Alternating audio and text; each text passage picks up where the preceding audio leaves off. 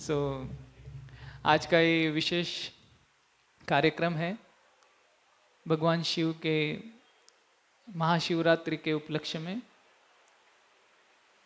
तो आज हरे कृष्ण की जगह ओम नमः शिवाय चलेगा।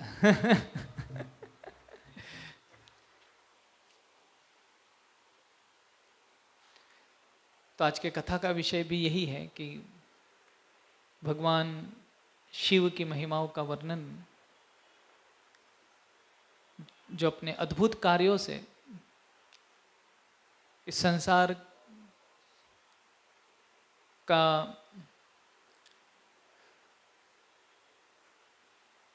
पालन करते हैं।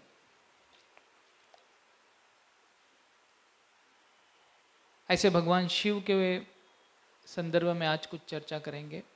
श्रीमद् भागवतम में भगवान शिव के लिए वर्णन आता है, वैष्णवानाम यथा शंभु। संपूर्ण वैष्णवों में भगवान शिव है वो श्रेष्ठ वैष्णव है। निम्न गानाम यथा गंगा, देवानाम अच्युतो यथा, वैष्णवानाम यथा शंभु, पुराणानाम इदम। सारे पुराणों में श्रीमद् भागवत पुराण ये श्रेष्ठ है। सारी नदियों में गंगा श्रेष्ठ है। इस संसार में जितने भी ईश्वर है उनमें श्रेष्ठ अच्युत यानी भगवान कृष्ण है। और वैष्णव, वैष्णव का अर्थ होता है जो भगवान विष्णु की पूजा करते हैं, उन्हें वैष्णव कहा जाता है। जो देवी के पूजक होते हैं उन्हें शाक्त कहा जाता है।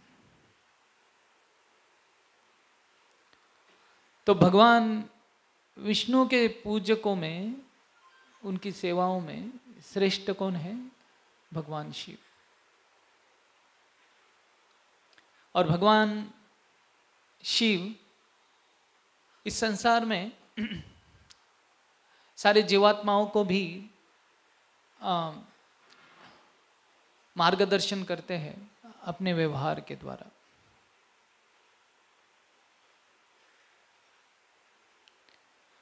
कई लोगों को ये बड़ा भ्रम हो जाता है, संभ्रम होता है, और कई लोग ये प्रश्न हमेशा पूछते रहते हैं कि भगवान शिव ये वैष्णव कैसे? वो तो स्वयं भगवान है।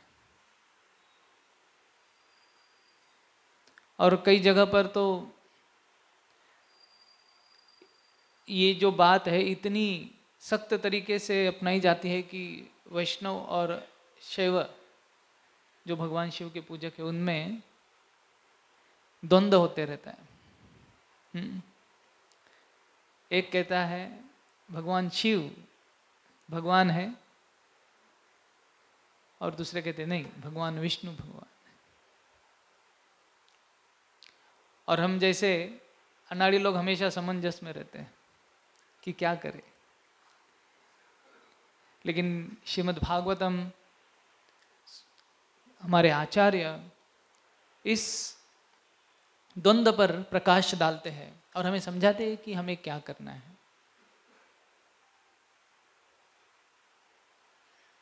तो उसी प्रश्न को लेकर आज का हम चर्चा करेंगे कि भगवान शिव जी का अलग अलग प्रकार से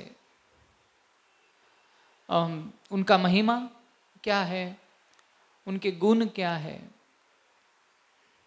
और किस प्रकार से इस संसार का वो पालन करते हैं।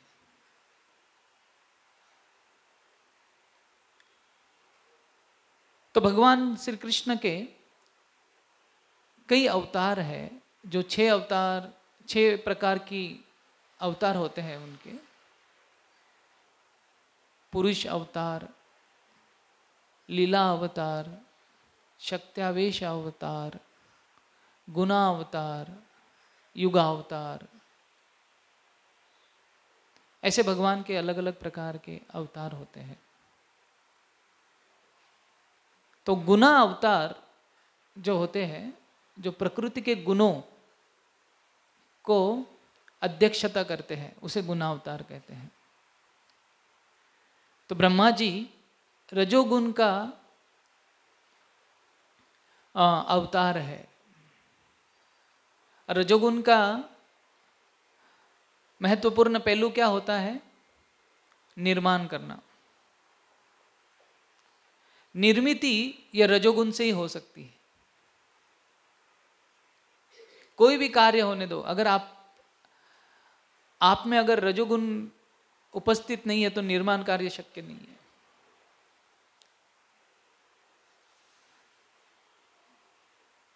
वस्तु की, व्यक्ति की निर्मिति रजोगुण के प्रभाव से ही होती है। और विध्वंस अगर करना है, संहार अगर करना है, तो वो तमोगुण से होता है। तो जब आपको गुस्सा आता है तभी आप तोड़फोड़ करते हो, है कि नहीं?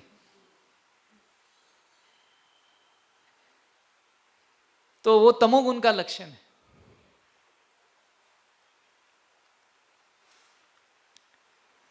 तो भगवान शिव उसका प्रतिनिधित्व करते हैं। इसका अर्थ ये नहीं कि वो तमोगुण में है, वो तमोगुण का प्रतिनिधित्व करते हैं। और इसीलिए जब सृष्टि का संहार करना होता है तो भगवान शिव एक्टिव हो जाते हैं।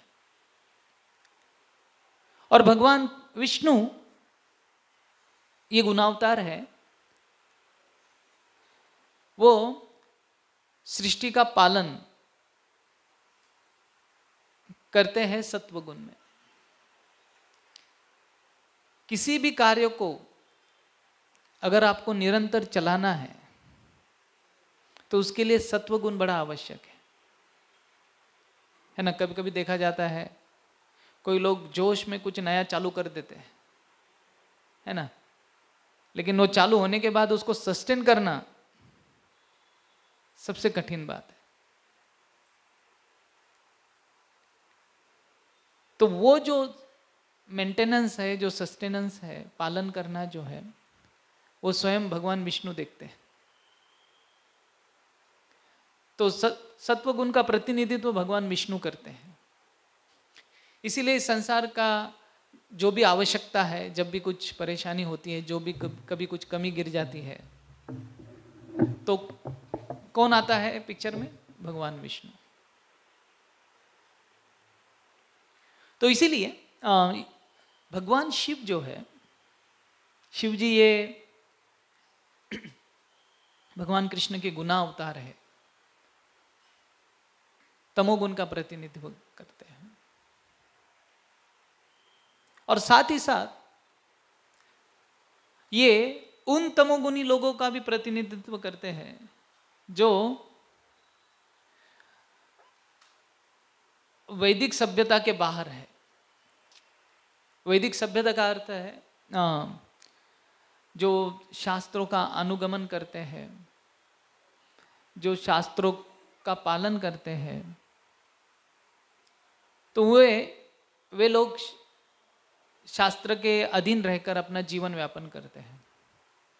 लेकिन ऐसे कई प्रकार के जीव है जो शास्त्रों का उल्लंघन कर कर मनमानी अपना जीवन जीते हैं, वो तमोगुण में जीवन जीते हैं। और इस जीवन के पश्चात वो जिस योनि को प्राप्त करते हैं वो सब तमोगुणी योनि होती है। राक्षस, पिशाच, भूत आदि, ये सारी योनियां। तो इन सारे योनियों में जो जीवात्मा जाता है तो उन्हें भगवान शिव का आश्रय प्राप्त होता है।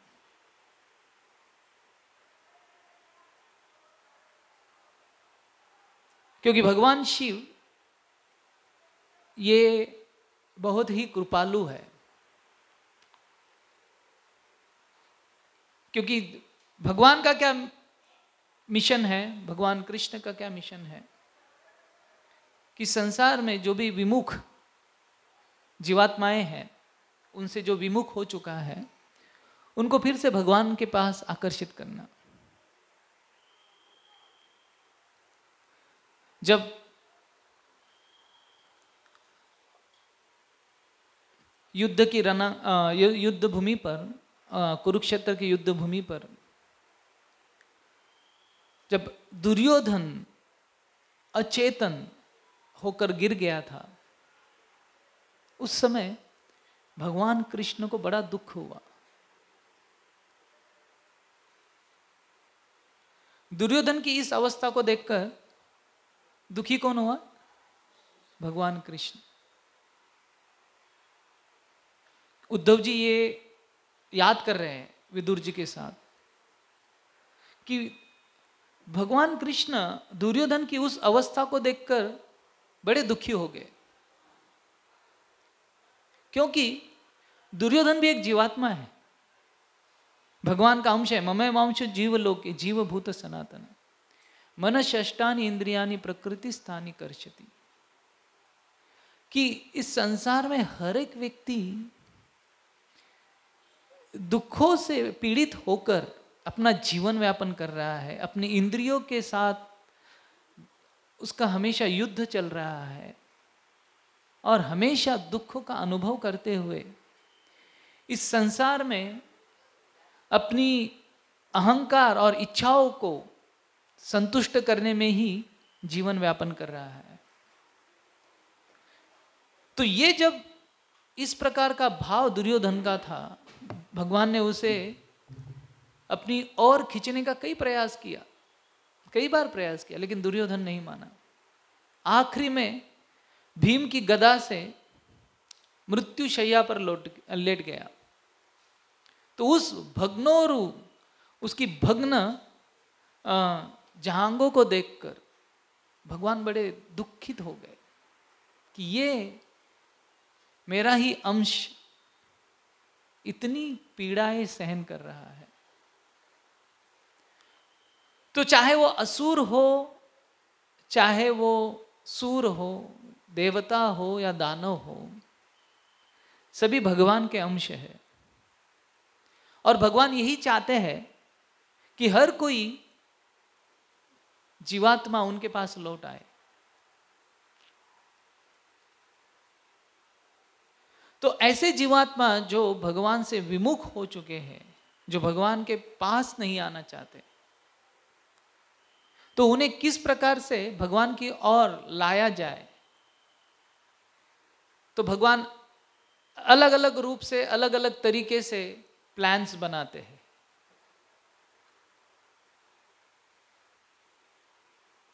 तो असुर, भूत, प्रेत आदि जो तमोगुनी जीव है, वो भगवान के पास कैसे आकर्षित होंगे? तो भगवान शिव उनके लिए आश्चर्य बन जाते हैं कि आपको विष्णु को नहीं पूजना है, कोई बात नहीं, आप मेरी शरण में आ जाओ। और जब व्यक्ति भगवान शिव के शरण में चला जाता है या उनका आश्रय प्राप्त कर लेता है, तो धीरे धीरे धीरे धीरे उनकी संग से वो जीवात्मा कभी ना कभी कृष्ण की ओर आकर्षित हो जाता है। तो ये लॉन्ग टर्म प्लान है भगवान का, जीवात्माओं को फिर से उनकी तरफ खींचने का।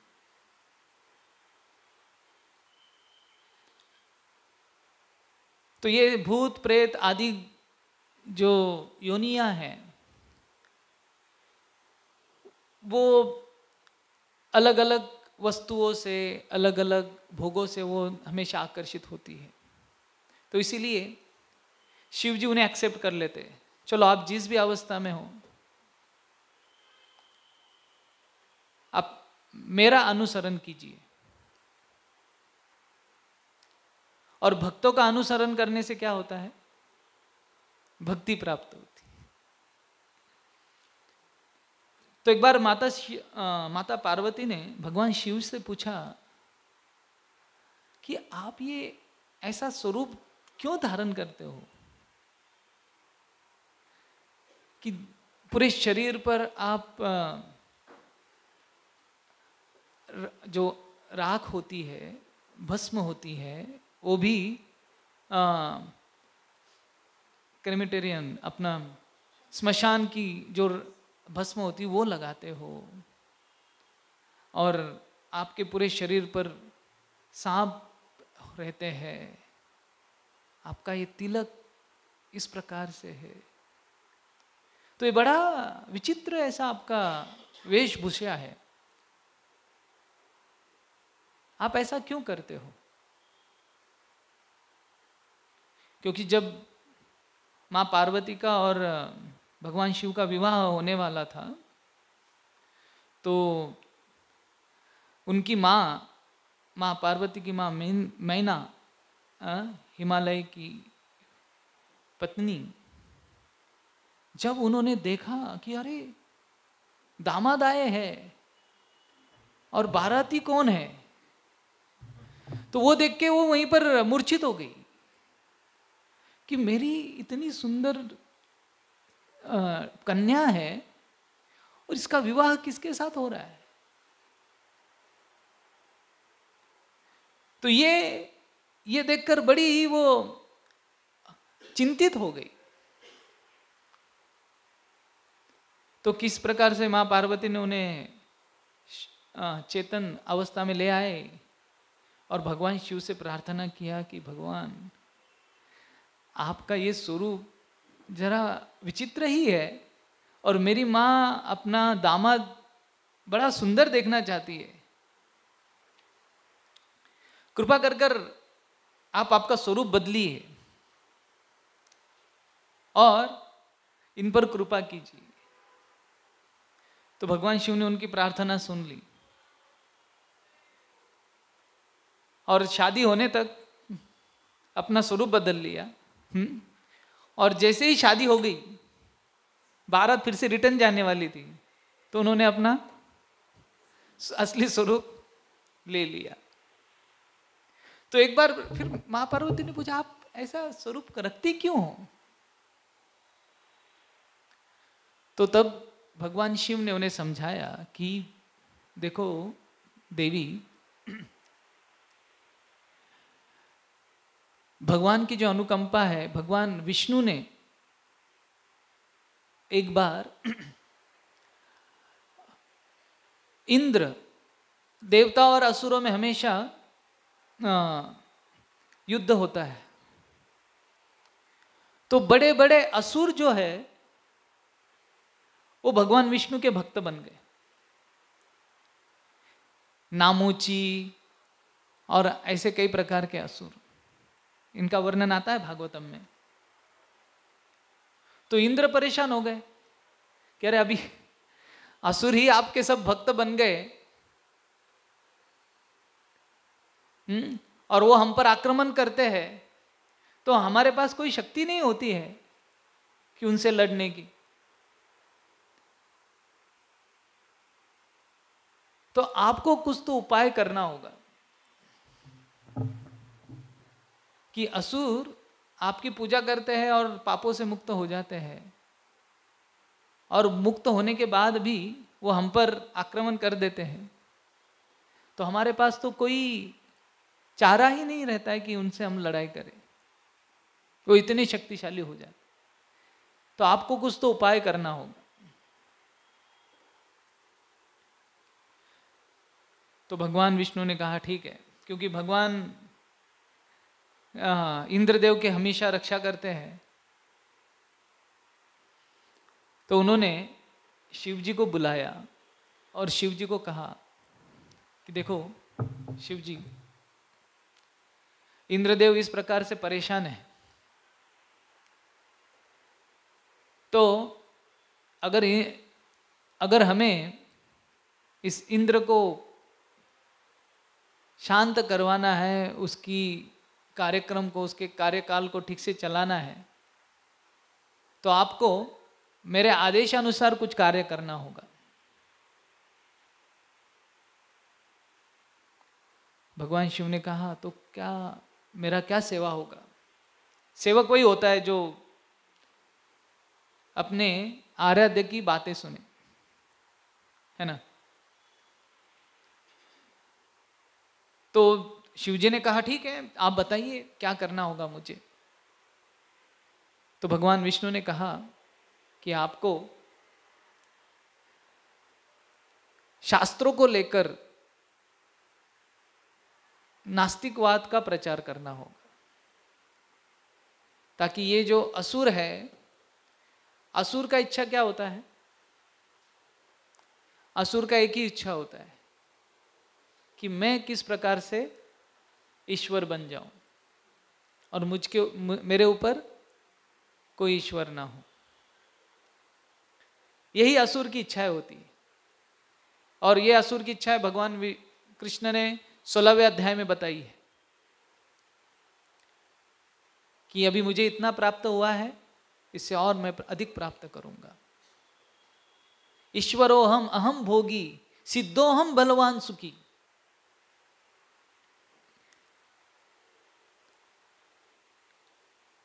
असुर यही इच्छा करता है कि मैं ईश्वर हूं, मैं सबका नियंत्रक हूं। ईश्वरोहम अहम भोगी, मैं भोगता हूं। ये सब चीजें मेरी भोग के लिए है। सिद्धोहम, मैं सिद्ध हूं। बलवान सुखी, मैं शक्तिशाली हूं और मैं सुखी हूं, सुखी रहूंगा। यह है आसुरिक प्रवृत्ति। तो जब इस प्रवृत्ति को ठोकर कैसे लगती है? जब शास्त्र भगवान का अस्तित्व हमें दिखाते हैं। जब इंद्रदेव ने वृंदावन पर आक्रमण कर दिया, ये सोचकर कि अरे मुझ इंद्र की पूजा को कौन रोक सकता है, तो उन्होंने पूरी तरह से वृंदावन पर आक्रमण बोल दिया। संवर्तक बादलों को वृंदावन पर बरसने के लिए आदेश दे दिया। लेकिन भगवान कृष्ण ने अपनी उंगली पर गोवर्धन उठाकर इंद्र का गर्व हरण कर लिया। तो इंद्र समझ गए कि अरे मैं भगवान नहीं हूं, भगवान कोई और है, कहीं पर है। तो तभी वो जो अहंकार है वो टूट जाता है। तो असुरों का भी यही, जब तक कोई सामना करने नहीं आता है तो वो सोचते हैं कि हम भगवान हैं, हम बलवान हैं। और शास्त्रों में कई उदाहरण हैं जो बताते हैं कि किस प्रकार से भगवान परम ईश्वर है, भोक्ता है, भोक्ता और कंट्रोलर, नियंत्रक, नियंता है। तो ये सोचकर वो भी बोलते हैं अरे सही है, अभी तक हमारा चला नहीं है तो भगवान को तो मानना ही पड़ेगा। लेकिन अगर वही शास्त्रों को आप अगर अलग प्रकार के अर्थ निकालकर आपके सामने रख दिया जाए और ये प्रस्तुत किया जाए कि कोई भगवान भगवान नहीं है, भगवान तो केवल आप ही हो, तो तुरंत अपने दोनों कान खुल जाते हैं, अपनी शक्ति फिर से बढ़ जाती है कि अरे मेरा भी चांस है भगवान बनने का। आंखें खुल जाती है। क्यों? क्योंकि हर कोई यही चाहता है कि किसी प्रकार से कोई रास्ता मिल जाए, कोई मुझे रास्ता बता दे कि मैं भगवान कैसे बन जाऊं। तो जब भगवान विष्णु ने शिवजी से कहा कि आप इस प्रकार का जो तत्वज्ञान है उसका विस्तार कीजिए, उसका प्रचार कीजिए, ताकि ये असुरगण उस तत्वज्ञान का सहारा लेकर पाप कार्य में लिप्त हो जाए और मेरे द्वारा उनका वध हो जाए। इस प्रकार से आप प्रचार कीजिए ताकि उन्हें किसी न किसी प्रकार से इस मेंटालिटी से, इस चेतना से मुक्त किया जाए। तो इसीलिए हम देखते हैं भगवान शिव के जो कई भक्त होते हैं, जो मायावादी भक्त होते हैं, कई असुर होते हैं। देखिए रावण किसका भक्त था? शिव जी का। वृकासुर किसका भक्त था? शिव जी का, है ना। कई ऐसे असुर हो गए। तो ये सब शिव जी का ही शेल्टर लेते हैं, आश्रय लेते हैं। बानासुर ने तो शिव जी को कितना प्रसन्न किया था।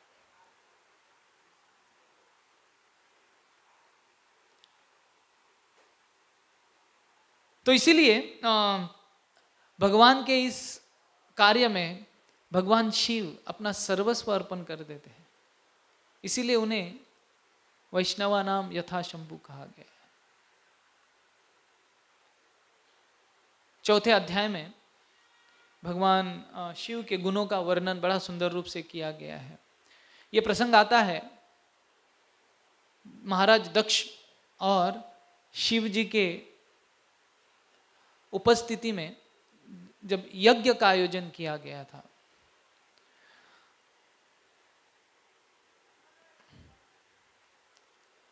कस्तम चराचर गुरुम निर्वैरम शांत विग्रहम आत्मारामम कथम द्वेष्टि जगतो दैवतम महत्। तो यहाँ पर परीक्षित महाराज और सुखदेव गोस्वामी का जब चर्चा हो रहा था और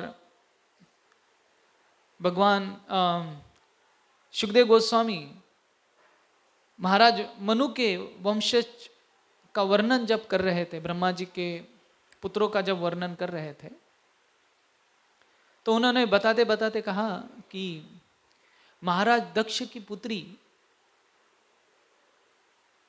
ने उनके प्रतिरोध में, दक्ष महाराज के प्रतिरोध में अपने आप को आत्मदहन कर लिया। तो परीक्षित महाराज ये सुनकर बड़े अचंभित हो गए कि अरे ऐसा कौन सा पिता है जो अपनी पुत्री से द्वेष करता है, और उस द्वेष के कारण पुत्री ने आत्मदहन कर लिया। ऐसा बड़ा ही विचित्र ऐसा प्रकार है। कृपा कर आप मुझे इसका वर्णन कीजिए। तो सुखदेव गोस्वामी कहते हैं कि महाराज दक्ष को भगवान शिव से द्वेष हो गया था। तो ये भी और एक अचंभित करने वाली बात थी कि दक्ष जो भगवान शिव है, वो कहते हैं कि वो चराचर गुरु है। चर और अचर ये दोनों के गुरु है। हाँ, कस्तम चराचरम गुरु, एक तो पहला ये हुआ। दूसरा उनका जो गुण है वो है निर्वैरम, वो किसी से वैर का भाव नहीं रखते हैं। भगवान शिव, अभी जैसा हमने देखा कि वो भूत प्रेतों को भी अपना आशीर्वाद कृपा प्रदान करते हैं, तो मनुष्य तो दूर की बात है, उनसे क्या वो वैर रखेंगे। और शांत विग्रहम,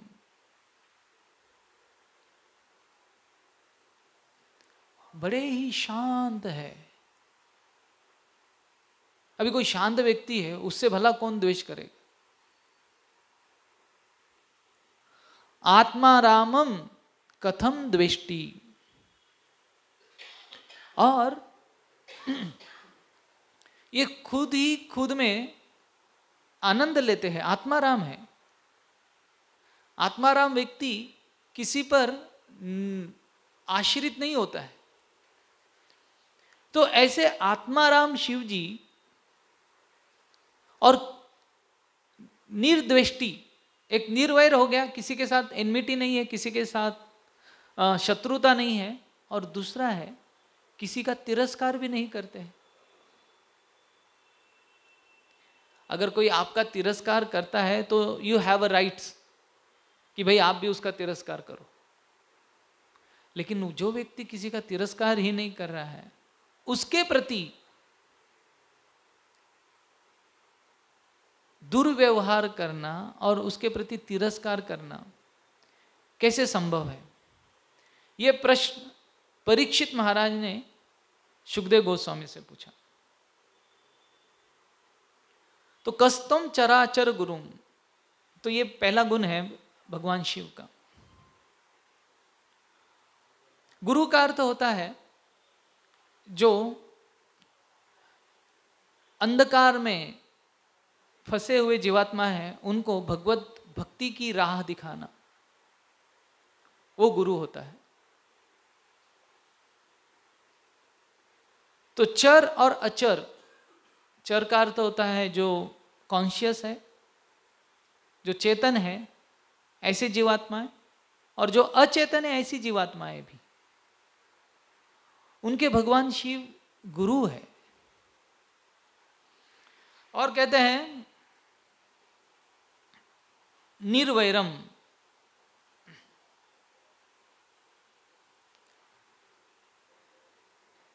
विदाउट एनमिटी, कोई शत्रु नहीं है। शत्रुता कब होती है? जब आपकी इच्छा के विरुद्ध कोई कार्य कर देता है ना, तब शत्रुता होती है। आपका कुछ ऐश्वर्य है, कोई उसे छीन लेता है, तब शत्रुता होती है। कोई आपको कटु बोल देता है, तब शत्रुता होती है। या आपका कोई हिस्सा है या आपका कोई समभाग है, वो आपको नहीं देता है, तब शत्रुता होती है। भगवान शिव के पास खुद का कुछ है ही नहीं। जैसे कि हम जानते हैं भगवान शिव की जब ये ब्याह कर आ गए, तो ब्याह के उपरांत आप सब भेंट देते हो सबको। तो भगवान शिव के पास जितना भी भेंट था, उन्होंने सारे ब्राह्मणों को दान में दे दिया। ये ले जाओ, ये ले जाओ, ये ले जाओ, जितना भी था सब कुछ हो गया, कुछ बचा ही नहीं। सिर्फ एक छोटी कुटिया बची थी। तो उतने में एक ब्राह्मण फिर से आ गया शिव जी के पास और कहा कि मुझे आपने भेंट दी नहीं। भगवान शिव ने कहा, अरे अभी मेरे पास सब कुछ बचा ही नहीं, अलावा एक घर के। ब्राह्मण ने बोला, उतना तो है बचा आपके पास, कृपा कर कर वो भी दे दो। तो शिव जी ने वो दे दिया। तो पार्वती देवी ने कहा कि अरे भगवान, ये आपने क्या किया? 1 रूम किचन था, वो भी आपने दे दिया। हाँ,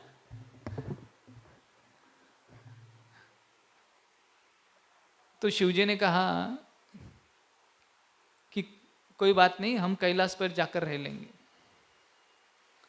उनके पास ही कुछ नहीं है और ना ही वो किसी से डिमांड कर रहे हैं, तो शत्रुता कौन करेगा? निर्वैरम और शांत विग्रहम। शांत विग्रहम कि उनका विग्रह हमेशा आप देखोगे तो हमेशा वह तप में या ध्यान में लगे हुए होते हैं। भी ध्यान करने वाला व्यक्ति, वो कलयुग के तो ध्यान करने वाले थे नहीं कि हर 2 मिनट में अपना मोबाइल देखे। हाँ,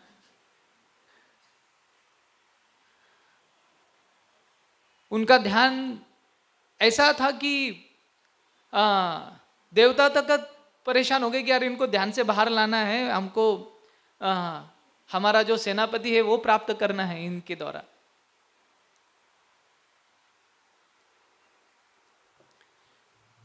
तो ऐसे भगवान शिव से द्वेष कौन कर सकता है? तो ये बड़ी अचरज की बात थी परीक्षित महाराज के लिए। तो तब शुकदेव गोस्वामी ने कहा कि आपको मैं एक कथा सुनाता हूं जिसके कारण ये सारी घटनाएं हुई। तो उन्होंने कहा, एक बार महाराज दक्ष ने एक विश्व शांति करने का एक यज्ञ करने का एक आयोजन किया, विश्व शांति यज्ञ। और किसने? प्रजापति दक्ष। प्रजापति दक्ष ब्रह्मा जी के पुत्र है और इनके ही द्वारा संसार में जीवात्माओं की एंट्री होती है।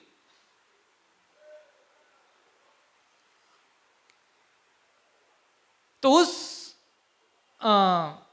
यज्ञ में सभी को बुलाया गया और सारे संसार के बड़े बड़े देवी देवता सब एकत्रित हो गए।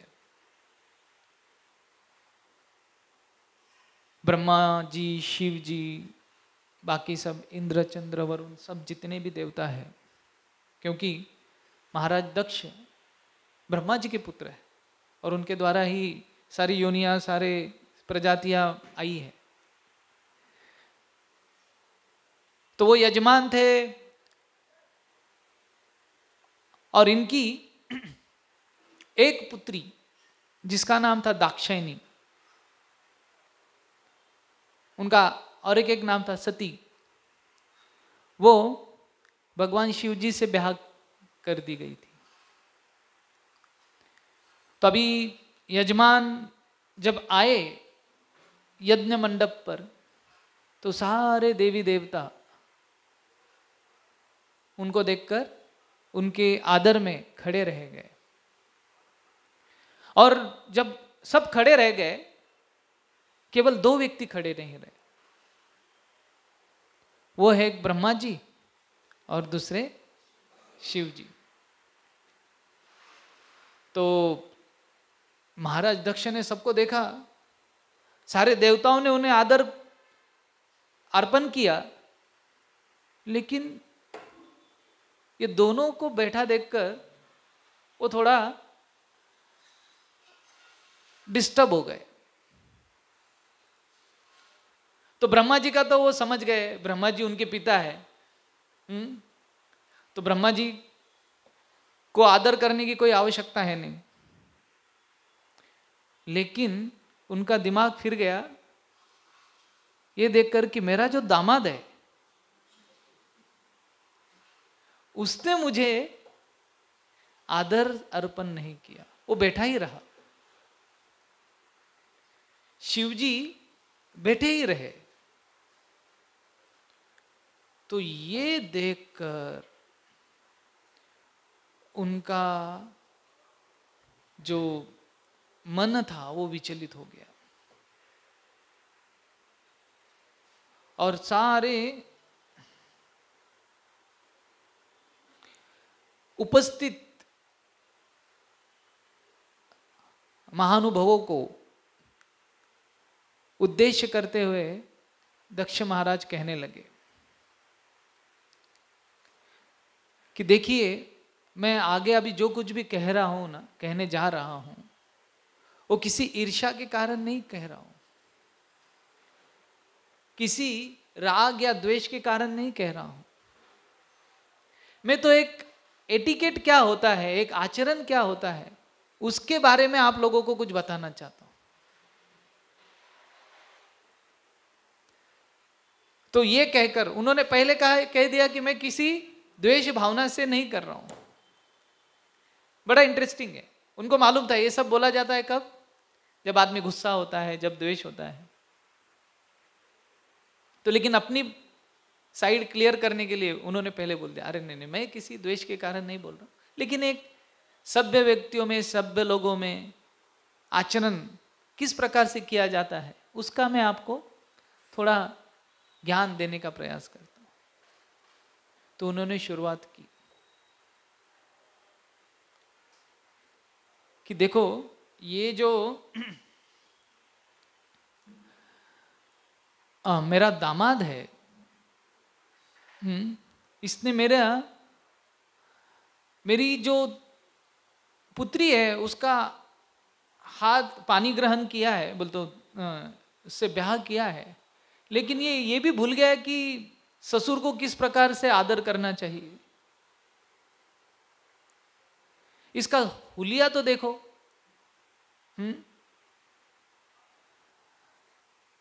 इसने शरीर पर इस प्रकार का भस्म लगा कर रखा है। इसके अनुयायियों तो देखो भूत प्रेत गण है। एक्चुअली मैं तो अपनी पुत्री इससे शादी करने को ही तैयार नहीं था, लेकिन ये पारमेष्टि की वजह से मेरे को शादी करना पड़ी। तो क्या किसको दोष दे रहे थे वो? पारमेष्टि बोले तो ब्रह्मा जी। ये मेरे पिताजी ने पता नहीं कहाँ से इनको बुद्धि आ गई और मेरे पुत्री का जो मृगनयनी है, जिसकी आंखें एक मृग के समान, एक हिरनी के समान है, उसका हाथ ये मरकट लोचन के हाथों में देने को लगा। वो महाराज दक्ष भगवान शिव को मरकट लोचन, बंदर की आंखें जैसे,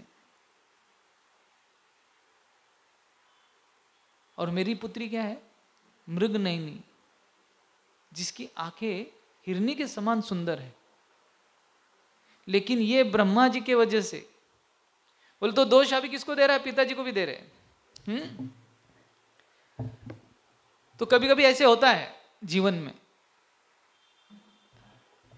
हम किसी और पर दोषारोपण करने के लिए हमेशा तैयार होते हैं। तो इस असभ्य व्यक्ति को मैं तो अपनी पुत्री देना भी नहीं चाहता था,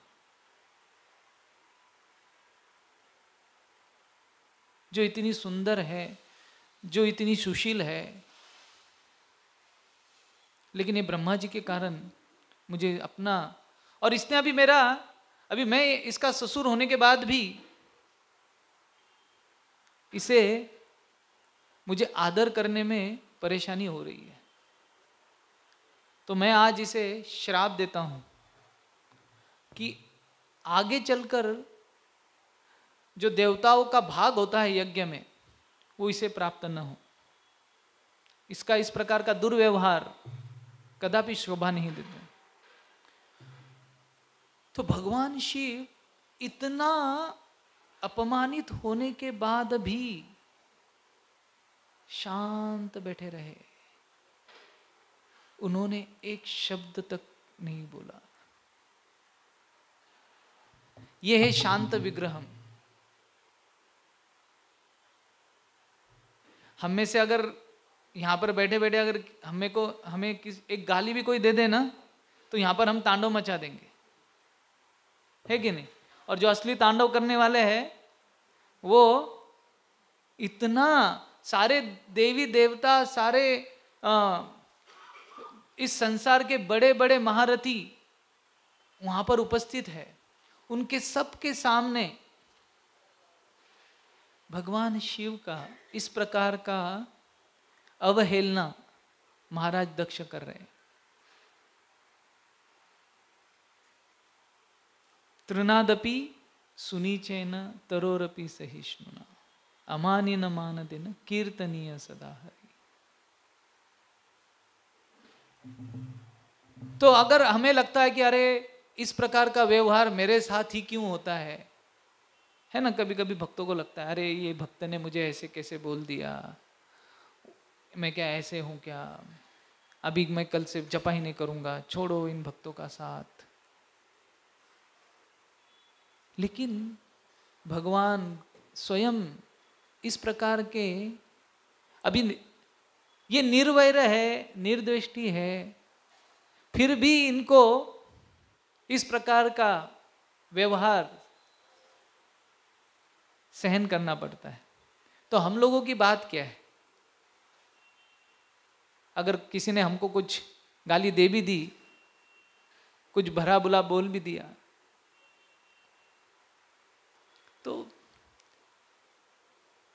हमें अशांत नहीं होना चाहिए। भगवान कृष्ण पर भी दोषारोपण हुए थे, तो हम और आपकी क्या व्यवस्था? भगवान कृष्ण को लोगों ने क्या कहा? मनी चोर। अभी उनको माखन चोर बोलते तो बड़े खुश हो जाते, लेकिन उनको जब मनी चोर बोला गया तो खुश हुए क्या? श्यामंतक मणि का जब कथा आया, श्यामंतक मणि, तो भगवान पर दोषारोपण हो गए। सत्यराजित ने कहा ये कृष्ण ने मणि चुराया है।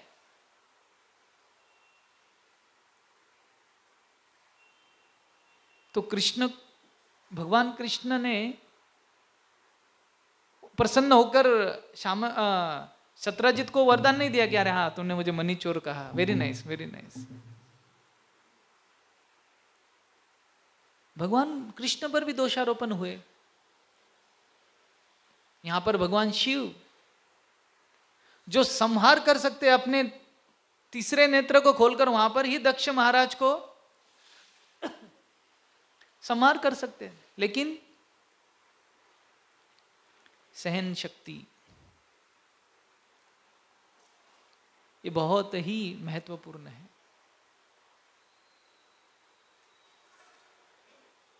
वैष्णव अपने प्रति किए गए अपराध को वो कभी इस प्रकार से नहीं लेता कि ये मेरा अपमान है। ये यही सोचता एक्चुअली इससे तो और भी निचले दर्जे का व्यक्ति मैं हूं, ये तो बहुत कम बोल रहे हैं। इस प्रकार का भाव, इस तभी वो व्यक्ति शांत हो सकता है। अमान ही ना।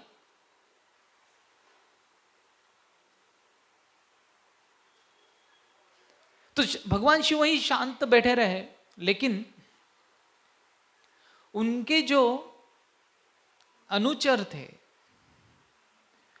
अनुचर का कार्य है कि अपने स्वामी की किसी भी प्रकार की अवहेलना वो देखेंगे नहीं।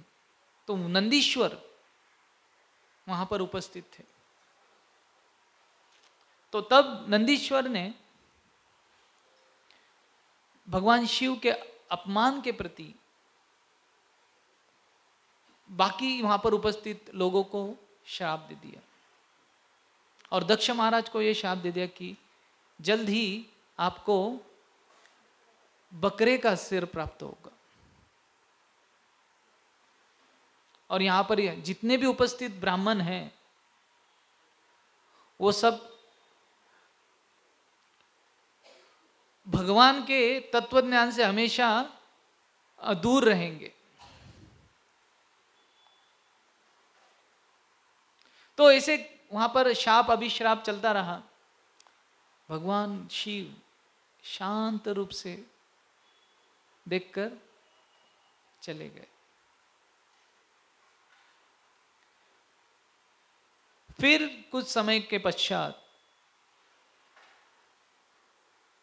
फिर से महाराज दक्ष ने एक और यज्ञ का आयोजन किया, और उस यज्ञ में सारे संसार के देवी देवताओं को बुलाया, शिवाय एक के, भगवान शिव की। तो सती देवी बड़ी लालायित हो गई ये देखकर कि अरे ये यज्ञ में पिताजी ने सबको बुलाया है, वहां पर सब कोई आने वाला है, लेकिन हमें निमंत्रण नहीं मिला है। तो उसने सोचा कि अरे आखिर तो किसका ससुराल तो है, मायका तो है ना, मायके में कोई ऐसा इनविटेशन लगता है क्या जाने के लिए। तो शिवजी से उन्होंने कहा कि हे देव, दोस्तों के घर में, माँ बाप के घर में कोई इनविटेशन आना जरूरी नहीं है। मेरी बहुत इच्छा हो रही है कि मैं अपनी बहनों को मिलूं, अपनी माता को मिलूं, और अपने पिताजी के यज्ञ का आयोजन में देखूं। तो भगवान शिव ने उन्हें समझाया कि देखो देवी, एक्चुअली आपके पिता मुझसे द्वेष करते हैं, तो हमारा जाना उचित नहीं है। और अगर जो दोस्त, आप कहते हो दोस्त के घर बिना बुलाए जा सकते हैं, लेकिन अगर वो दोस्त ही द्वेषी है तो उसके घर जाकर उसको भी अशांत नहीं करना चाहिए। तो ये ठीक होगा कि आप भी मत जाइए और हम भी नहीं जाएंगे। तो ये देखकर सती बड़ी क्रोधित हो गई।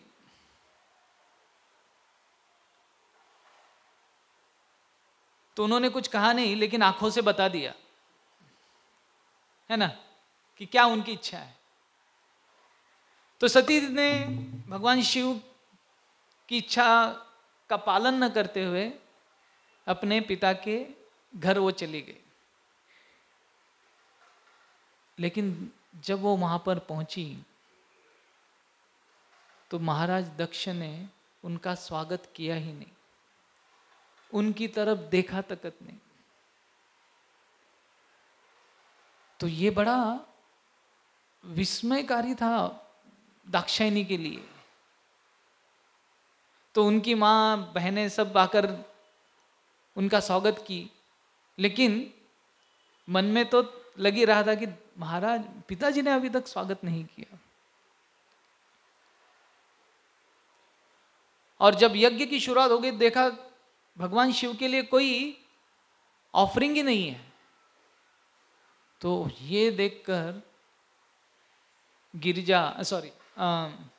सती दाक्षायणी बड़ी क्रोधित हो गई।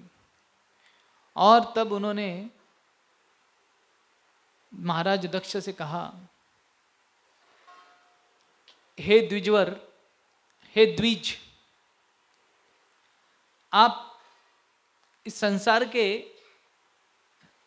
एक श्रेष्ठ पुरुष हो, लेकिन आप में कोई श्रेष्ठता नहीं है, क्योंकि आप उस व्यक्ति में दुर्गुण देख रहे हो जो गुणों का भंडार है।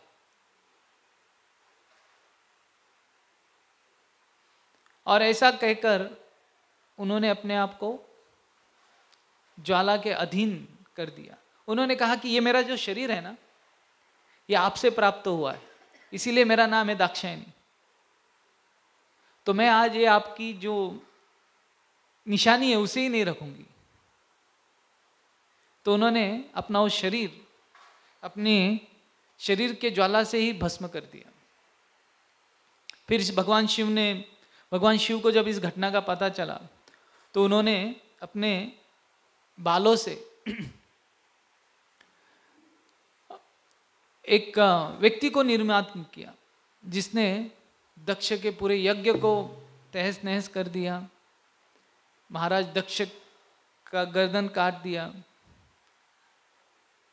तो सारे ब्राह्मण देवी देवता वो प्रार्थना करने लगे कि अरे कुछ तो कीजिए, आपने यजमान को ही बेहेडेड कर दिया है, तो आप ही इन्हें फिर से ला सकते हैं। तो फिर भगवान शिव ने कहा कि उनका वो सर तो फिर से उन्हें प्राप्त नहीं होगा, लेकिन इस यज्ञ में जो बलि दिया जाने वाला था उसका सर ही उन्हें प्राप्त होगा। तो महाराज दक्ष को वहाँ पर बकरे का सिर प्राप्त हुआ। तो इस प्रकार से भगवान शिव ने अपने स्वभाव को, भले ही देखो तमोगुण के वो प्रतिनिधि है, लेकिन तमोगुण से कभी आच्छादित नहीं होते, प्रभावित नहीं होते हैं। ये एक भगवान शिव जी का वर्णन आता है। दूसरा, भगवान शिव जी जैसे चराचर गुरुम का भी वर्णन आता है। तो भगवान शिव प्रचेताओं को भक्ति का मार्ग दिखाते हैं। भागवतम में ही ये बताया गया है। तो वो कहते हैं जब भगवान विष्णु प्रचेता 10 प्रचेता थे, ये भाई थे, इनकी कभी कथा हम बाद में करेंगे। लेकिन ये जब प्राचीन बरीशित के पुत्र थे, ये 10 पुत्र, और प्राचीन बरीशित ने कहा कि आप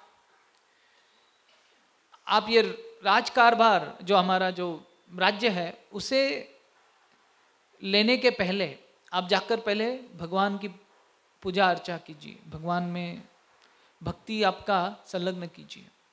तो ये 10 भाई निकले थे भगवान की सेवा करने, भगवान का ध्यान करने। तो रास्ते में उन्हें शिव जी का दर्शन हुआ, शिव जी स्वयं प्रकट हो गए उनकी इस प्रकार की भक्ति देखकर और उन्हें मार्गदर्शन किया। और उनके मार्गदर्शन के द्वारा प्रचेताओं को भगवान का दर्शन प्राप्त हुआ, भगवान का आशीर्वाद प्राप्त हुआ। तो वो जब प्रचेता भगवान विष्णु को प्रार्थना अर्पण करते हैं तो वो कहते हैं कि हमको भगवान शिव जी की कृपा के द्वारा आपका दर्शन हमें प्राप्त हुआ है, क्योंकि वो आपके बड़े प्रिय मित्र है, ऐसा भी वो कहते हैं। मैं उस श्लोक में पढ़ता हूँ, वयम तु साक्षात् भगवान भवस्य प्रियस्य सख्यु शन संगमेन सुदुक्षितस्य भवनस्य मृत्यु भिषक्तमं त्वावद् गतिं गतस्म। O dear Lord, by virtue of a moment's association with Lord Shiva, who is very dear to you and who is your most intimate friend, we were fortunate to attain you. You are the most expert physician capable of treating the incurable disease of material existence. On account of our great fortune, we have been able to take shelter at your lotus feet. तो ये कहते हैं कि भगवान actually हमको हम शिव जी का कुछ क्षण का जो संग प्राप्त हुआ था और उस संग में उन्होंने आपका जो महिमा हमें बताया था, उसके कारण हम आपका दर्शन प्राप्त किए। ध्रुव महाराज को जब नारद मुनि का एसोसिएशन संग प्राप्त हुआ तो उन्हें भगवान के दर्शन हो गए। प्रहलाद महाराज को जब नारद मुनि का संग प्राप्त हुआ तो उन्हें नरसिंह देव के दर्शन प्राप्त हुए। तो भक्तों के संग में आने के पश्चात ही हमें भगवान का दर्शन प्राप्त हो सकता है। इसीलिए कहा गया है, साधु संग सर्व शास्त्र कहे, लव मात्र साधु संग सर्व सिद्धि होए।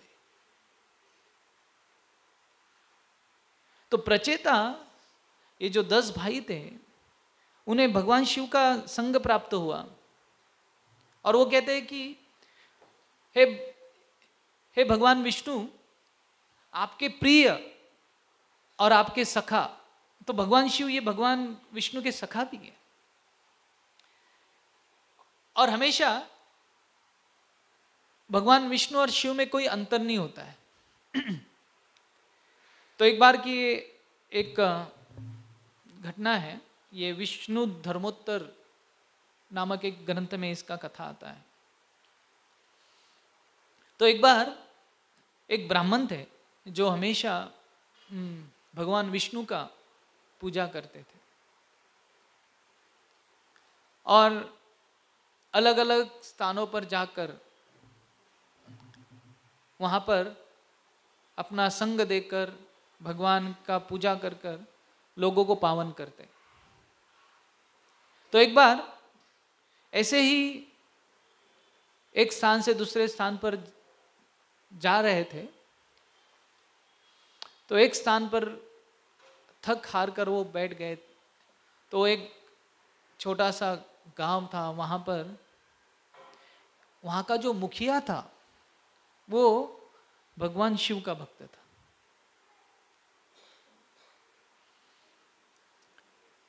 और उस दिन उसने अपने पुत्र से कहा था कि आज आप भगवान शिव की पूजा कर लेना। लेकिन किसी कारणवश वो पुत्र भी सेवा कर नहीं पा रहा था। तो उसने इस ब्राह्मण को देखा और ब्राह्मण को आदेश दिया कि ये चलो तुम अभी भगवान शिव का पूजा कर लो। तो ब्राह्मण ने कहा कि देखो मैं भगवान विष्णु का भक्त हूँ और मैं और कोई पूजा नहीं करता हूँ। तो तुरंत ही वो मुखिया के पुत्र ने अपना तलवार निकालकर उसे कहा कि ये तुम्हें पूजा तो करना ही होगा। तो अभी तलवार दिखाने के बाद ये ब्राह्मण बोला कि ठीक है, मन की मन में सोचा कि एटलीस्ट चल देख तो लेते हैं क्या है। तो उसने उसे पूजा के स्थान पर लेकर गया। वहाँ पर शिवलिंग था और मुखिया के पुत्र ने कहा कि देखो, आप इसे ओम नमः शिवाय कहकर ये सारे पूजा अर्पण कीजिए। तो ये ब्राह्मण ने सोचा कि अरे नमः शिवाय क्या और नरसिंहा है क्या, है ना। तो मैं तो ये शिवलिंग में नरसिंह देव समझकर ही ये सारी पूजा अर्पण कर दूंगा। तो वो सब कुछ ओम नरसिंहाय नमः, ओम नरसिंहाय नमः कर कर पूजा अर्पण कर रहे थे। तो जब वो पुत्र ने देखा कि अरे ये नमः शिवाय की जगह ये नरसिंहाय बोल रहा है, तो तुरंत ही अपना तलवार लेकर उन पर प्रहार करने ही वाला था। तो उसी क्षण उस शिवलिंग से नरसिंह देव प्रकट हो गए।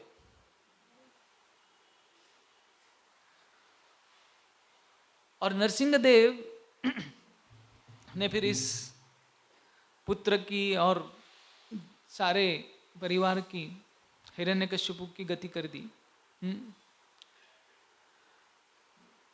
तो कहने का तात्पर्य ये था कि भगवान शिव और भगवान विष्णु ये एक साथ ही कार्य करते हैं।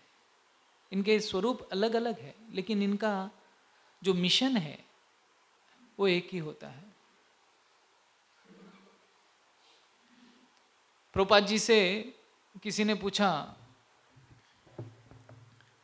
कि हमें भगवान शिव की आराधना करनी चाहिए नहीं करनी चाहिए।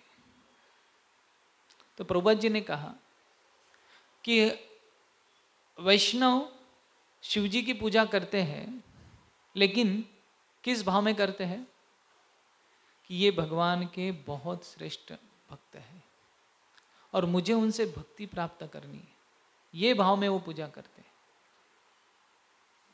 हम भगवान शिव का तिरस्कार नहीं करते, ना उनका अनादर करते। चैतन्य महाप्रभु जब अपनी दक्षिण भारत यात्रा में थे तो अलग अलग स्थानों पर, अलग अलग तीर्थ स्थानों पर चैतन्य महाप्रभु ने भेंट देकर भगवान शिव के मंदिरों में जाकर उनकी पूजा अर्चना की है। लेकिन भाव क्या था कि ये जो है भगवान के श्रेष्ठ भक्त हैं, वो हमेशा राम नाम का जप करते हैं। और कई लोग हमने सुना है ना कि जो भी व्यक्ति काशी में मीन्स बनारस में अपना देह त्याग करता है तो उसे मुक्ति मिल जाती है। तो कैसे मुक्ति मिलती है, इसके पीछे का कारण क्या है? भगवान शिव उस मरने वाले व्यक्ति के कान में आकर राम नाम का जप करते हैं। और अंतकाले च मामे व स्मरण मुक्ता कलेवरम यह प्रयाति समद भावम याति नाथ अत्र संशय। इसमें कोई संशय नहीं, जो व्यक्ति अंत काल में मेरा स्मरण करता है उसे मेरा धाम प्राप्त होता है। तो भगवान शिव इस प्रकार से हर एक व्यक्ति को भगवत सेवा में लगाते हैं। तो उनकी दो प्रकार की कृपा होती है। एक होती है सकपट कृपा और दूसरी होती है अकपट कृपा। सकपट कृपा का अर्थ क्या होता है? कपट यानी छल और अकपट यानी सरल। तो सकपट कृपा क्या होते हैं? जब कोई शिव जी के पास जाता है, भगवान मुझे घरदार चाहिए, तो शिव जी बोलते हैं ओके ले ले, ज़्यादा टेंशन मत दे। मुझे पत्नी चाहिए, ले ले, टेंशन नहीं। मुझे नौकरी चाहिए, ले लो। वो कृपा करते हैं, लेकिन सकपट कृपा। और अकपट कृपा का अर्थ क्या होता है? जो उनके पास प्रेम पूर्वक सेवा के हिसाब से जाता है, तो वो उसे क्या करते हैं? उस व्यक्ति को भगवत भक्ति में, जैसे प्रचेता को उन्होंने राजपाट नहीं दिया, उन्होंने क्या दिया? भगवत भक्ति। तो इस्कॉन में कई लोग ऐसे आपको मिलेंगे जो पहले शिव जी के भक्त थे, है ना। हमारा मंदिर बाबुलनाथ के बगल में है। तो हम हमेशा कहते हैं पहले लोग शंभुनाथ पे जाते हैं, शंभुनाथ पान वाला, वहाँ पर लोग पान खाते हैं, हाँ? वहाँ पे जो इंद्रिय तृप्ति करना चाहते हैं वो शंभुनाथ पे जाते हैं, फिर उनका अगला डेस्टिनेशन होता है बाबुलनाथ, हाँ? कि ये एंजॉयमेंट चलते रहने दो। लेकिन जब वो सही में बाबुलनाथ की कृपा मांगते हैं तो बाबुलनाथ बोलते हैं गोपीनाथ में जाओ। तो ऐसा उनका जर्नी होता है, शंभुनाथ, बाबुलनाथ और फिर गोपीनाथ।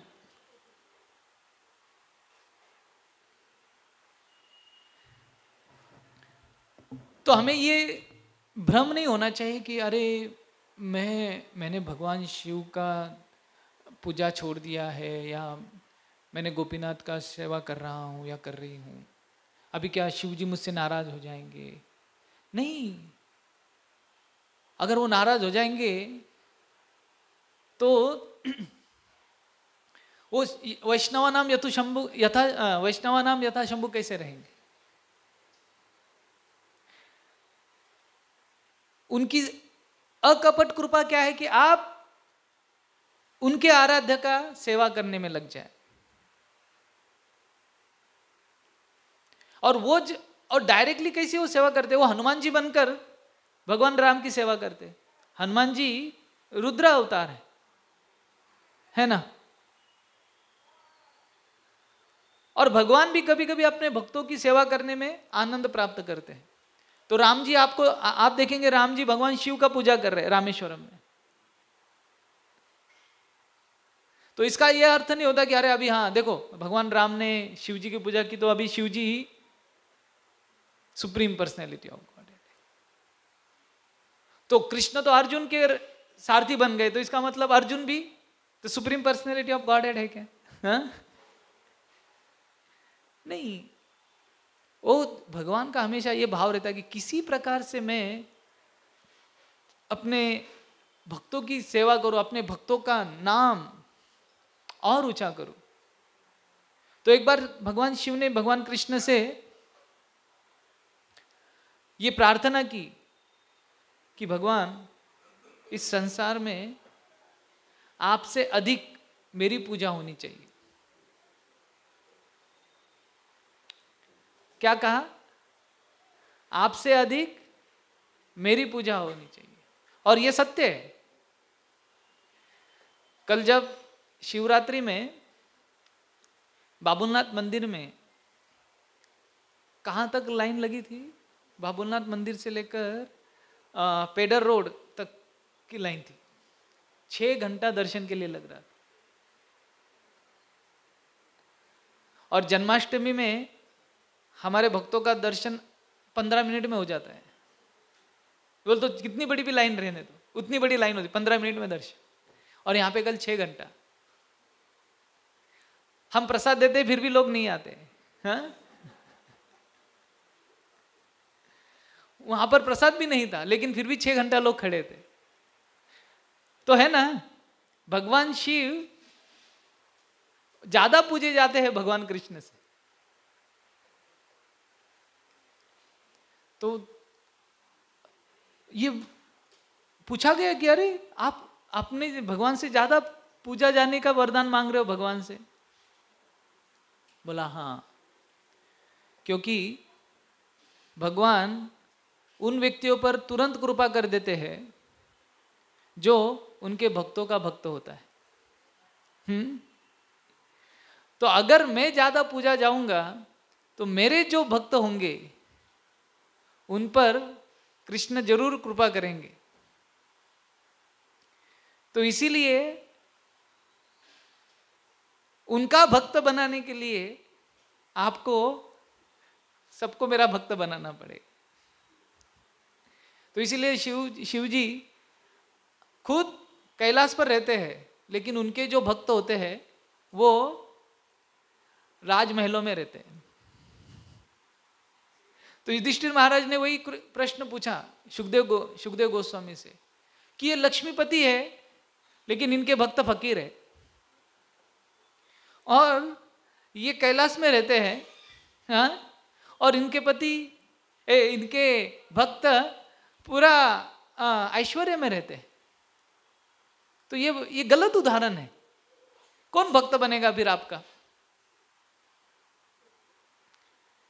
लोग डरते भी है कृष्ण का भक्त बनने से, क्योंकि अगर बन गए तो वो हरण लेते हैं।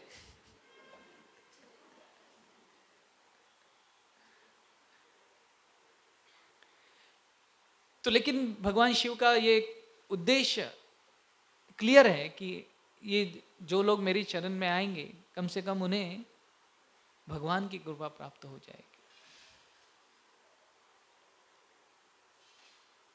तो ये भाव से ही भगवान शिव अपने आराध्य के हमेशा सेवा में लगे रहते हैं और सारे पतित जीवों को भगवान की ओर आकर्षित करने का वो बहुत ही बड़ी जिम्मेदारी निभाते हैं। उनमें क्षमता है संहार करने की, लेकिन वो संहार क्यों करते हैं ये भी एक बड़ा अच्छा कंटेम्पलेशन। वो जब देखते हैं कि ये सारे जीवात्मा इतना इनको बार बार अवसर दिया गया कि भक्त बन जाए, वो भक्त नहीं बन रहे हैं, तो वो सोचते हैं अभी बस एक ही उपाय है, संहार। तब जाके वो इस सृष्टि का संहार करते हैं।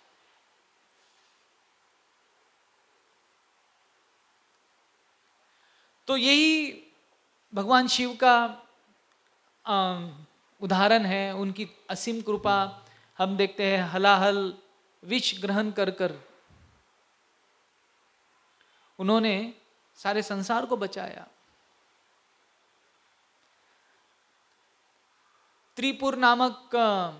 त्रिपुरारी उनका एक नाम है, जो इसके लिए जाना जाता है कि उन्होंने त्रिपुर, राक्षसों ने, मायादानों ने बनाए गए त्रिपुर का नष्ट कर दिया था। जो राक्षसों का अभेद्य ऐसा घर था, वो भगवान शिव ने नष्ट कर दिया, इसलिए उन्हें त्रिपुरारी कहते हैं। और भगवान शिव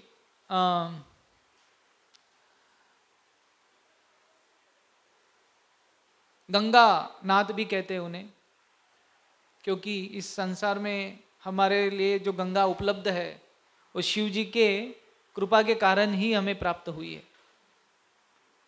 क्योंकि उन्होंने गंगा की जो धारा थी वो इतनी तेज थी, इतनी प्रवाहित थी कि अगर वो ऊपर से गिर भी जाती तो सीधा पाताल में चली जाती। लेकिन शिव जी की जटाओं में उन्होंने धारण कर लिया और तब जाकर इस धरती पर भगीरथ महाराज की इच्छा पूर्ण हुई। तो ऐसे कई प्रकार से भगवान शिव इस संसार में सारे जीवों के उद्धार के लिए कार्य करते हैं। तो हमें उनसे यही प्रार्थना करनी चाहिए कि भगवान, जैसे गोपियों ने भगवान शिव से प्रार्थना की कि हे भगवान, हमें कृष्ण पति के रूप में प्राप्त हो जाए, तो उसी प्रकार से हम भी यही प्रार्थना करनी चाहिए कि हमारी जो भक्ति है भगवान कृष्ण में दृढ़ हो जाए और आपने जिस प्रकार से पतित जीवों के उद्धार के लिए इतना प्रयास किया है, तो हम भी किसी को न किसी को भक्ति में लेकर आकर उन्हें सही मार्ग का दर्शन करवाए। तो यही प्रार्थना के साथ आज की इस कथा को विराम देंगे। किसी का कोई प्रश्न है, किसी की कोई जिज्ञासा है तो कृपा कर पूछ सकते। हाँ,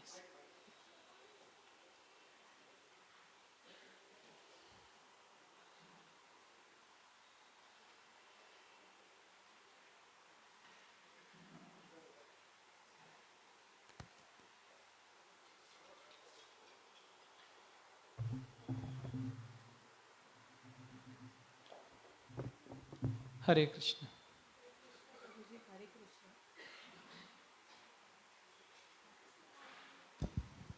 हरे कृष्ण। हरे कृष्ण। प्रभु जी, महादेव ने विष पिया है, ये तो सब लोग जानते हैं। तो ज़्यादातर कुछ लोग ऐसे भी हैं जो उनकी सहनशीलता को इग्नोर करके विष पिया है, वो इग्नोर करके महादेव जो भांग पीते हैं उस पर ज़्यादा एडवांटेज लेते हैं। तो उसके बारे में अगर आप कुछ क्लियर करेंगे तो।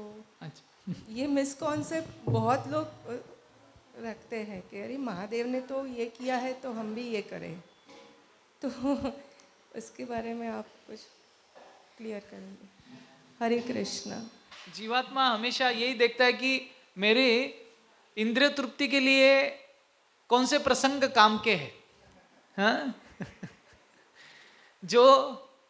जो मेरे इंद्रिय तृप्ति के कार्य को संपन्न करे, वो ऐसे सारी चीजों को मैं ले लूं। तो भगवान शिव ने भांग पिया कि नहीं पिया इसका मेरे पास कोई वर्णन है नहीं, हाँ? लेकिन उन्होंने विष पिया, तो जिसको भांग पीना है तो उसको पहले विष पीना होगा, फिर वो भांग पिए तो कोई दिक्कत नहीं। दूसरा है, वो भगवान कृष्ण की लीलाओं में भी ऐसा ही है। भगवान ने रास लीला किया इसलिए मैं भी रास लीला कर सकता हूं। अरे लेकिन भगवान ने जब गोवर्धन उठाया, तुम उठा सकते हो? हाँ?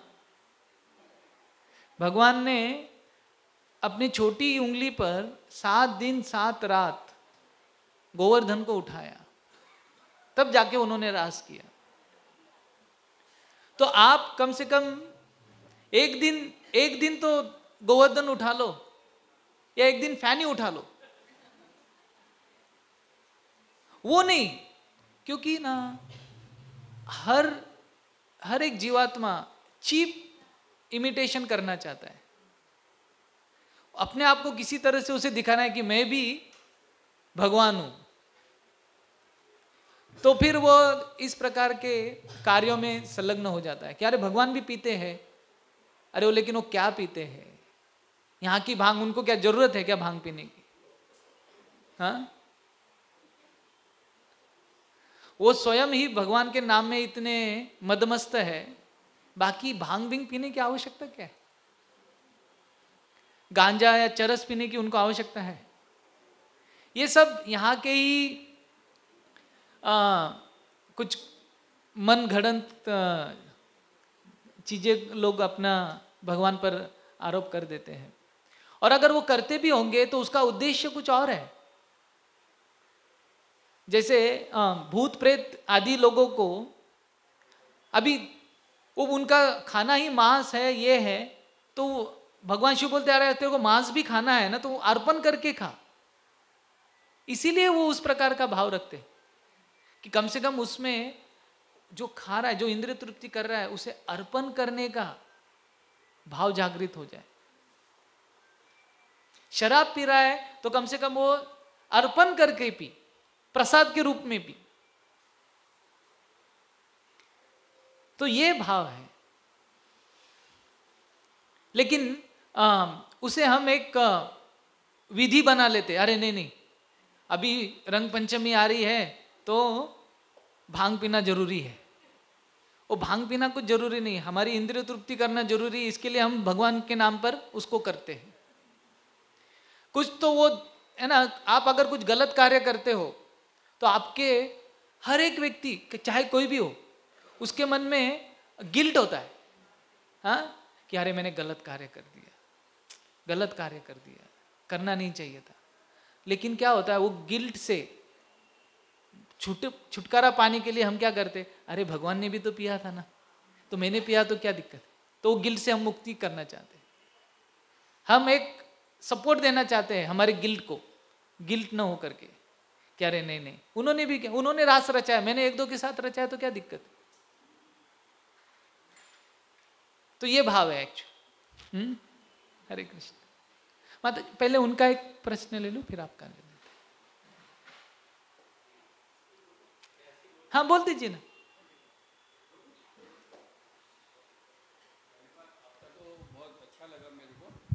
हेलो, मेरा केवल एक क्वेरी ये है कि मैं इस्कॉन के एक दूसरे ग्रुप में भी जुड़ा हुआ था, तो कल वहाँ पे जो प्रभु जी अपना भेजते रहते हैं श्री प्रभुपाद की से, तो उन्होंने एक पैराग्राफ लिखा which little disturb me, I just want to know आपका व्यू क्या है।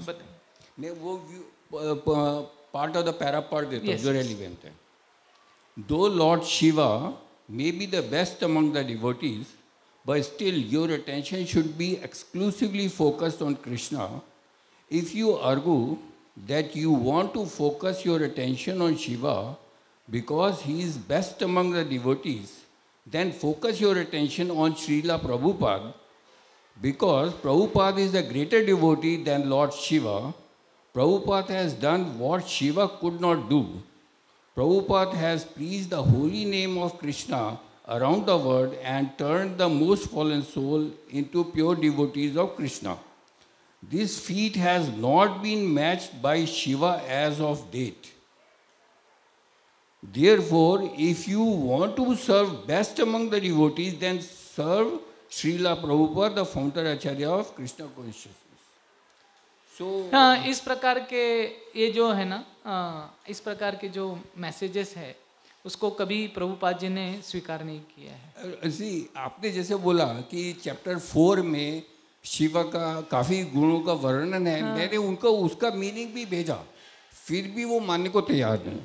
तो कुछ कुछ अभी कैसे होता है, हमें ये समझना चाहिए कि हर एक व्यक्ति का अपना सोच कुछ अलग तरीके से लेके जाना चाहता है। तो ये जो इस प्रकार का जो मैसेज आपने पढ़ा है वो कभी प्रभुपाद जी ने उसको स्वीकार नहीं किया है। और कोई भी भक्त, कोई भी अगर जो वैष्णव है वो अपने आप को दूसरे, चाहे वो निष्कृष्ट दर्जे का भी वैष्णव क्यों ना हो ना, उससे अधिक श्रेष्ठ अपने को नहीं मानता है। वो कहता है कि मैं तो उससे भी नीच हूँ। Yes, that is exactly what is. तो ये क्या होता है, ये जो व्यक्ति है इसे श्रेष्ठ बनना है, इसके लिए वो प्रभुपाद को श्रेष्ठ बनाता है, क्योंकि मैं प्रभुपाद को फॉलो करता हूँ ताकि मैं भी श्रेष्ठ हूँ, है ना। कभी कभी वो लोग कहते हैं ना कि देवा हो देवा गणपति देवा तुमसे बढ़कर कौन, और तुम्हारे भक्त जनों में हमसे बढ़कर कौन, है ना। तो एक तो क्योंकि आप सबसे बड़े हो, भले है ना ही वो दूसरी बात है, लेकिन हम आपको मान रहे हैं, इसके लिए आपको बड़ा होना ही चाहिए, हाँ? और मैं आपको मान रहा हूं इसके लिए मैं भी बड़ा हूं। ये भाव कभी भक्तों का होता नहीं है। that is, मैं तो कल से एक्चुअली बहुत डिस्टर्ब था एक्चुअली, मैं तो इतना वो भी नहीं हूं, बट फिर भी I felt a little. Yes, वो ये ऐसा इंडिविजुअल किसी का फैनेटिक ये रहता है अंडरस्टैंडिंग, तो उससे आप ऐसा कीजिए वो ग्रुप में से ही निकल जाइए आप, हाँ, तो काफी डिस्टर्ब होने का आपको चांस ही नहीं रहेगा।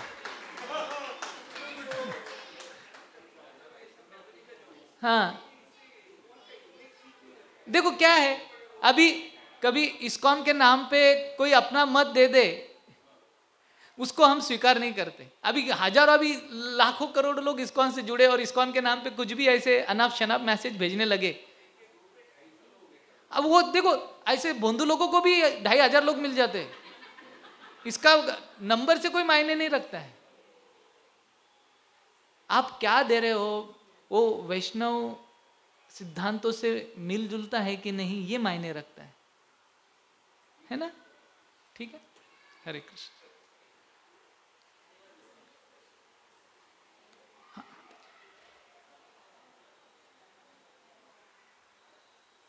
Hare Krishna, Prabhu. Hare Krishna. So, in this lecture, you said that Daksh, he could not overcome the disrespect given by Lord Shiva.